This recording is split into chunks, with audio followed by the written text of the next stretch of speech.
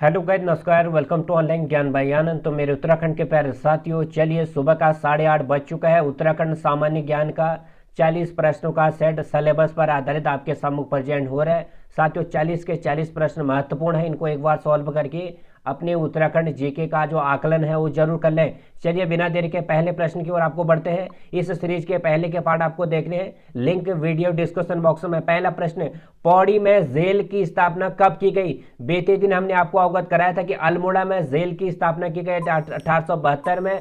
बताते हैं आज पौड़ी में जेल की स्थापना कब की गई साथियों। तो ब्रिटिश काल के दौरान पौड़ी में भी जेल की स्थापना की गई। 5 सेकंड का समय आपका चालू है, उत्तर बताइएगा। तो पौड़ी में जेल की स्थापना की गई साथियों 1821 ईस्वी में। 21 ईस्वी में कमिश्नर ट्रेल ने अपने उत्तराखंड में शासन पर आते ही साथियों आपको अवगत करा दें, 1816 में पहले संपूर्ण उत्तराखंड में डाक सेवा तो शुरू की और 1821 में कमिश्नर ट्रेल ने पौड़ी में जेल की स्थापना भी की। ऑप्शन नंबर 1821 इसका सही उत्तर होगा।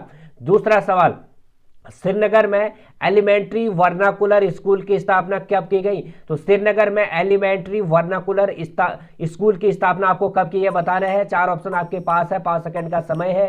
तो श्रीनगर में एलिमेंट्री वर्नाकुलर स्कूल की स्थापना की गई 1840 ईस्वी में। ऑप्शन नंबर ख इसका सही उत्तर है। तीसरा, राज्य का प्रकाशित पहला दैनिक पत्र कौन सा है? तो राज्य में प्रकाशित पहला दैनिक पत्र आपको बताना है। 4 पत्रों के नाम आपके सम्मुख है साथियों, बताइएगा।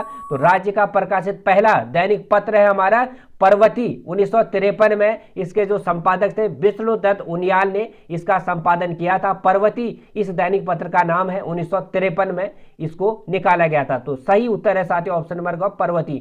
चौथा प्रश्न, पवलगढ़ संरक्षण आरक्षित का गठन कब किया गया? तो पवलगढ़ संरक्षण आरक्षित का गठन कब किया गया और कहां किया गया ये आपको पता होना चाहिए। पवलगढ़ संरक्षण आरक्षित का गठन सन 2012 में नैनीताल में किया गया। ऑप्शन नंबर ग इसका सही उत्तर है। पांचवा सवाल, डाकू सुल्ताना कुआं किस जगह पर है? डाकू सुल्ताना कुआं किस जगह पर है आपको बताना है। 4 जगहों के नाम आपको दिए हैं। तो डाकू सुल्ताना कुआं जो है साथियों हमारा ऑप्शन नंबर ग हल्द्वानी जगह पर है। तो हल्द्वानी में स्थित है डाकू सुल्ताना कुआं।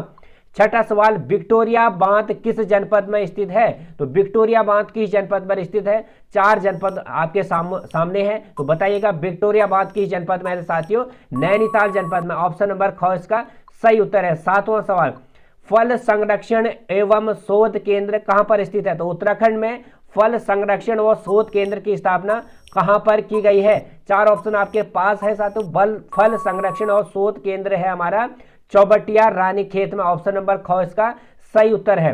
8वां सवाल, न्योली समाचार पत्र किस जनपद में निकलता है? तो न्योली समाचार पत्र आपको बताना है किस जनपद के द्वारा निकाला जाता है और किस जनपद में निकलता है। तो न्योली समाचार पत्र हमारा निकलता है साथियों ऑप्शन नंबर क पिथौरागढ़ जनपद में। 9वां सवाल, परिताल किस जनपद में स्थित है? तो परिताल आपको बताना है किस जनपद पर स्थित है। तो परिताल है साथियों हमारा ऑप्शन नंबर बताइएगा। ऑप्शन नंबर क पिथौरागढ़ जनपद में स्थित है परिताल। 10वां सवाल, सास बहु नामक खेत किस जनपद पर स्थित है? तो सास बहु नामक खेत आपको बताना है किस जनपद पर स्थित है। 4 जनपद आपके सामने है। सास बहु नामक खेत है हमारा साथियों ऑप्शन नंबर ख बागेश्वर जनपद में।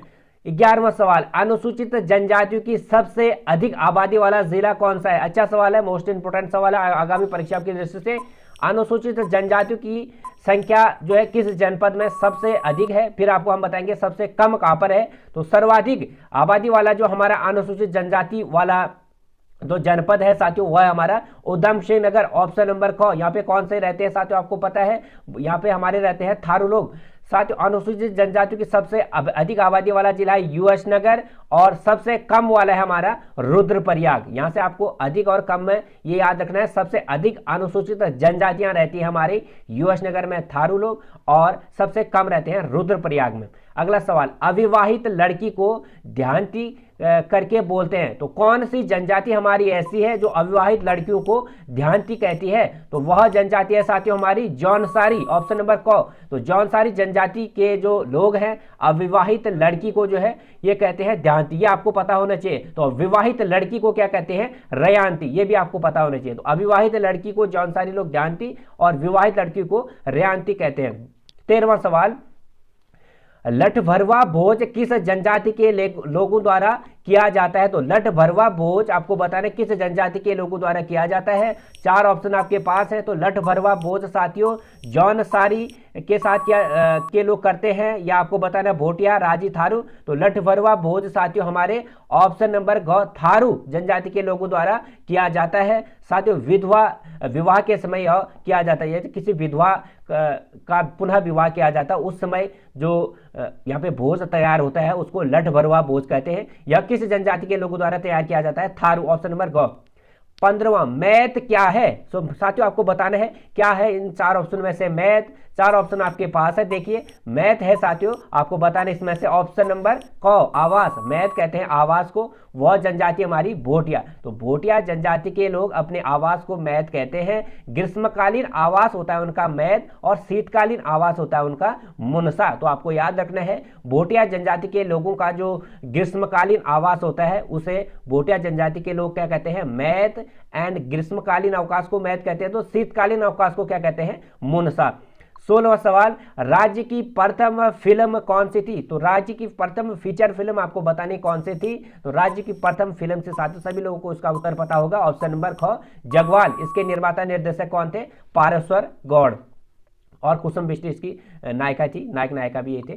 चीड़ वृक्ष का वैज्ञानिक नाम क्या है? तो चीड़ वृक्ष का आपको वैज्ञानिक नाम बताना है साथियों। चीड़ वृक्ष का जो वैज्ञानिक नाम है, तो चीड़ वृक्ष से हमें पता है आपको साथियों कई महत्वपूर्ण पदार्थ यहाँ से मिलते हैं चीड़ वृक्ष से। तो इसका वैज्ञानिक नाम जो आपको बताना है पीनस रोकस बर्गी। तो पीनस रोकस बर्गी जो है चीड़ वृक्ष का वैज्ञानिक नाम है, ऑप्शन नंबर क इसका सही उत्तर है। 18वां, इमरती किस अंग में पहना जाता है? तो इमरती जो आभूषण है हमारी महिलाएं किस अंग में पहनती है आपको बताना है। तो इमरती आभूषण आपको बताना है कहां पर पहना जाता है। तो इमरती आभूषण महिलाओं द्वारा पैरों में पायजामे के साथ पहना जाता है, ऑप्शन नंबर ग इसका सही उत्तर है। 19वां सवाल, एक मण कितने के बराबर होता है? तो एक मण कितने पाथे के बराबर होता है? साथियों एक मण होता है हमारा, ऑप्शन नंबर आपको बताना है सही। तो एक मण कितने पाथे के बराबर है? ऑप्शन नंबर ख 20 पाथे के बराबर। 20वां सवाल, माई कुमाऊं पुस्तक के लेखक कौन है? साथियों पुस्तकों का नाम आपको याद होने चाहिए, भी अच्छे प्रश्न यहाँ से भी बनते हैं। तो माई कुमाऊं पुस्तक के लेखक के नाम आपको इसमें से बताना है। तो माई कुमाऊं पुस्तक का लेखक का नाम है जिम कॉर्बेट, ऑप्शन नंबर ग इसका सही उत्तर है। पहाड़ के आगे भीतर पहाड़ किसकी रचना है? अच्छा सवाल, पहाड़ के आगे भीतर पहाड़ किसकी रचना है? तो ये भी आपको अच्छा सवाल है साथियों। पहाड़ के आगे भीतर पहाड़ किसकी रचना है? ऑप्शन नंबर आपने लगा दिया होगा अपना। हमारा जो इसका सही उत्तर बनेगा पहाड़ के आगे भीतर पहाड़ बलवंत मनराल, ऑप्शन नंबर ग इसका सही उत्तर होगा। अगला सवाल, माउंटेन गोट के नाम से हम किसको जानते हैं? तो हम किसको माउंटेन गोट के रूप में जानते हैं? तो माउंटेन गोट है साथियों हमारी विश्व प्रसिद्ध पर्वतारोही उत्तराखंड की चंद्रप्रभा ऐतवाल को हम माउंटेन गोट के रूप में जानते हैं साथियों, ऑप्शन नंबर ख इसका सही उत्तर होगा। 23वां सवाल, श्रीमान उपनाम से किसे जाना जाता है? तो श्रीमान उपनाम से हम किसे जानते हैं? 4 ऑप्शन आपके पास है, उपनामों से भी सवाल पूछे जाते हैं साथियों। तो श्रीमान उपनाम से हम जानते हैं ऑप्शन नंबर ख मोहन लाल मेहता को, ऑप्शन नंबर ख इसका सही उत्तर होगा। 24वां सवाल, ढोल सागर के ज्ञाता के रूप में किसे जाना जाता है? तो ढोल सागर के ज्ञाता के रूप में आपको बताना है किसे जाना जाता है, ऑप्शन नंबर आपके पास है सही उत्तर है साथियों उत्तम दास, ऑप्शन नंबर ग ढोल सागर के ज्ञाता के रूप में हम जानते हैं उत्तम दास को। 25वां सवाल, राज्य में पंचायती राज एक्ट कब लागू किया गया था? तो राज्य में पंचायती राज एक्ट कब लागू किया था आपको बताना है। तो राज्य में साथियों हमारा पंचायती राज एक्ट जो लागू हुआ उसकी तिथि आपको एग्जैक्टली भी पता होनी चाहिए, कभी कभी यहां से भी सवाल बनता है। तो 4 अप्रैल 2016 को अपने उत्तराखंड में पंचायती राज एक्ट लागू हुआ था। कितने को? 4 अप्रैल 2016 को, ये तिथि भी आपको याद होनी चाहिए। तो 4 अप्रैल 2016 को अपने उत्तराखंड में पंचायती राज एक्ट लागू किया गया था। विधानसभा में 17 मार्च 2016 को इसको सर्वसम्मति से पास किया गया था, ये आपको याद रखनी है। 4 अप्रैल 2016 को ये अपने उत्तराखंड में लागू हुआ। 26वां सवाल, इंदिरा अम्मा कैंटीन योजना की शुरुआत राज्य में कब की गई? तो इंदिरा अम्मा कैंटीन योजना की शुरुआत अपने राज्य में कब की गई? ये भी सवाल अच्छा है। 2015 में, ऑप्शन नंबर क इसका सही उत्तर होगा। तो 15 अगस्त 2015 को अपने उत्तराखंड में इंदिरा अम्मा कैंटीन योजना की शुरुआत की गई। 27वां सवाल, हिटो पहाड़ दिवस अपने उत्तराखंड में कब मनाया गया? तो हिटो पहाड़ दिवस अपने उत्तराखंड में आपको बताना है कब मनाया गया साथियों, फिक्स तिथि भी हम आपको बताएंगे। आपको वर्ष इसमें से बताने हैं। हिटो पहाड़ दिवस कब मनाया गया साथियों? 2015 में। तो 28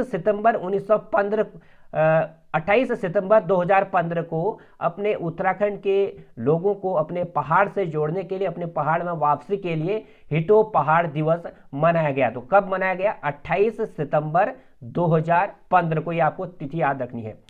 28वां सवाल, देवभूमि मुस्कान योजना की शुरुआत राज्य में कब हुई? तो देवभूमि मुस्कान योजना की शुरुआत राज्य में कब हुई साथियों? ये आपको तिथि भी याद रखनी है।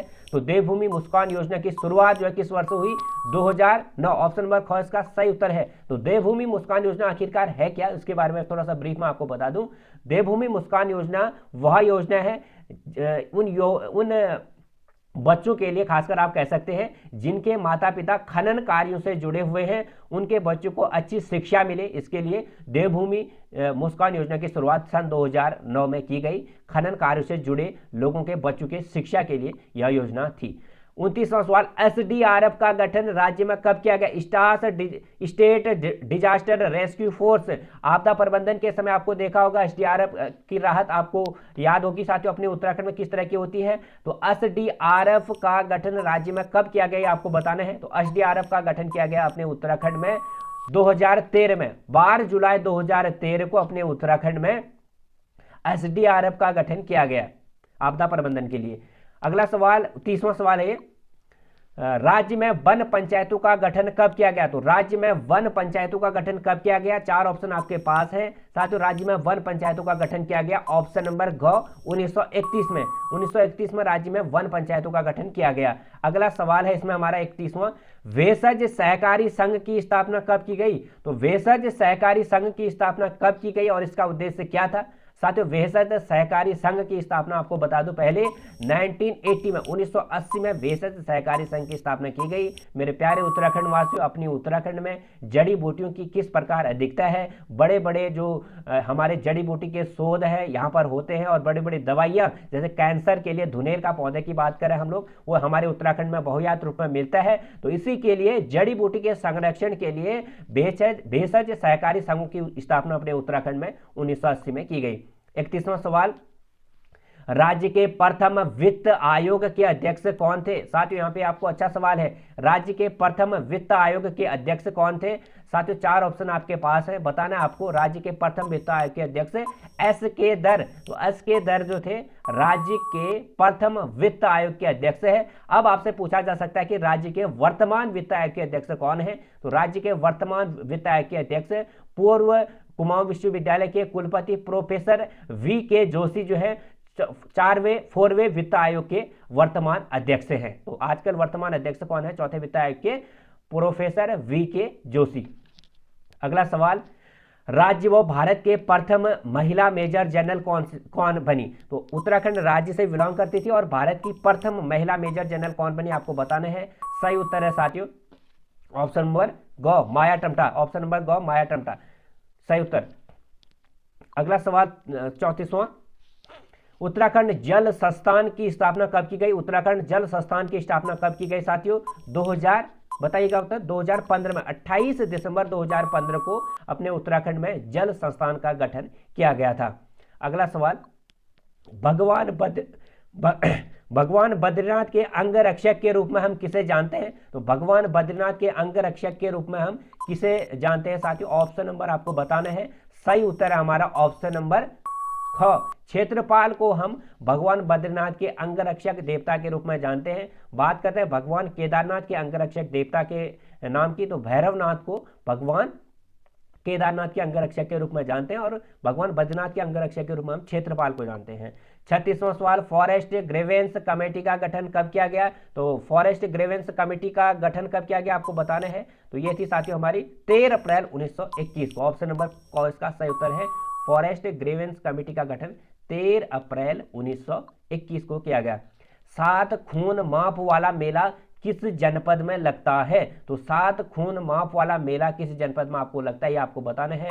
ऑप्शन नंबर आपके पास है। सही उत्तर है साथियों पौड़ी जनपद में लगता है हमारा 7 खून माप वाला मेला, जिसे हम गिंदी मेला भी कहते हैं। तो 7 खून वाले माप मेले को क्या कहते हैं हम? गिंदी मेला। ये भी आपको याद होना चाहिए। कहाँ लगता है हमारा? पौड़ी जनपद में। 38वां सवाल, राज्य का पहला जागर महाविद्यालय की स्थापना कब की गई, कहां की गई? तो राज्य में पहला जागर महाविद्यालय बना है साथियों, आपको बताना है।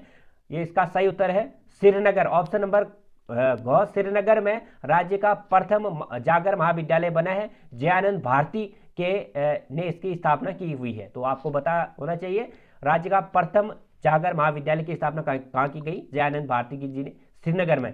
खतलिंग ग्लेशियर की खोज किसने की? तो खतलिंग ग्लेशियर की खोज करने का श्रेय किसे जाता है? 4 ऑप्शन आपके पास है। खतलिंग ग्लेशियर की खोज करने का श्रेय जाता है हमारे इंद्रमणि बड़ौनी। ऑप्शन नंबर ग इसका सही उत्तर है। अंगाली मठ किस जनपद में स्थित है? अंतिम सवाल, अंगाली मठ हमारा किस जनपद में स्थित है?